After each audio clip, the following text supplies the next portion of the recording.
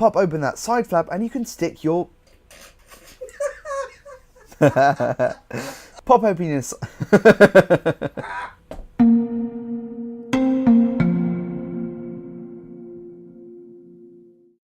We absolutely love the Sony Xperia XZ Premium with its 4K HDR screen and super slow-mo smarts. But what if you don't have an extra 600 quid knocking around in your bank account? If you're as skint as the rest of us, then why not look at the new Xperia L1, Sony's most affordable phone of 2017 at just £150. Although the Xperia L1 is one of the most affordable phones in Sony's current catalogue, you still get some flashes of the Japanese giant's typical design language. That iconic sharp rectangular finish is similar to the XZ and XZ Premium's frame. The top and bottom edges might not be completely flat, while the Xperia L1's body is of course constructed from plastic rather than top-end materials. But at least the handset clearly belongs to the Sony mobile family. One-handed use is a little bit tricky as this budget blower is a mighty 5.5 incher. Combine that spacious screen with the thick bezels above and below the display and you're definitely better off with two hands. The Xperia L1 isn't water resistant either, just like most other affordable handsets. Neither is that plastic finish particularly durable. After just 24 hours of admittedly constant use, the rear end is already sporting a permanent scuff mark. If you grab an L1 of your own, you'll want to treat it with some serious respect to keep it looking fresh.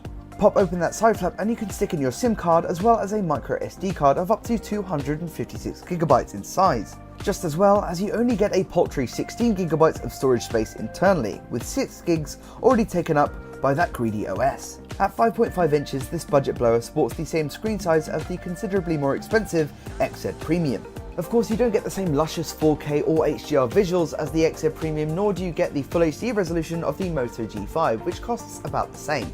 Rather, Sony has gone with a basic 720p HD IPS screen, and to be fair, it's still a solid panel.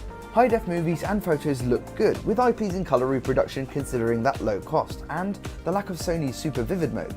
Viewing angles are solid, and it's bright as anything too. Audio is pumped out from a dinky speaker on the phone's bottom edge. Quality isn't too hot, with most music sounded like a tinny distorted mess at almost any volume.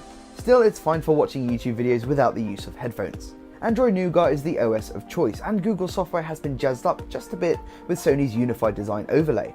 On other Xperias, this includes a funky animated wallpaper which swirls as you skip around your desktops. Sadly, the Xperia L1 isn't up to the challenge, so you just get a boring static jobby instead. Still, Sony's built-in interactive tutorial is present and correct, helping smartphone noobs to learn about every aspect of their mobile. You don't get as much crapware pre-installed either, although this does include some pesky duplicate apps. There's no fingerprint sensor on the Xperia L1 either, even though much cheaper alternative handsets such as the Vodafone Smart N8 do sport one. Instead, you'll have to rely on a PIN, secret pattern, or Google's Smart Unlock feature. With a basic MediaTek 6737 chipset on board backed up by just 2GB of memory, the Xperia L1 is designed for quite simple everyday tasks, like browsing the web and piddling around on Twitter. Occasionally, an app will take it a little while to load or the phone will stammer and stumble, especially when you attempt something more extravagant such as a spot of gaming or multitasking with two apps at once. If you're a fairly demanding user, then you'd probably prefer the likes of the Xperia XA1 instead. As for battery life, you can rest assured that the Xperia L1 delivers a full day of use, even with constant fiddling. Get stuck into loads of web browsing, camera use and messaging, and you should still make it to bedtime before you need to plug in your L1. If you're really struggling and need to squeeze every drop of life from the Xperia L1, Sony has included the usual stamina modes. These cull the most power-hungry features and apps to stretch your remaining time. Flip the Xperia L1 over and you'll spy a basic 13MP Sony snapper on the rear end with an f2.2 aperture lens and a single LED flash.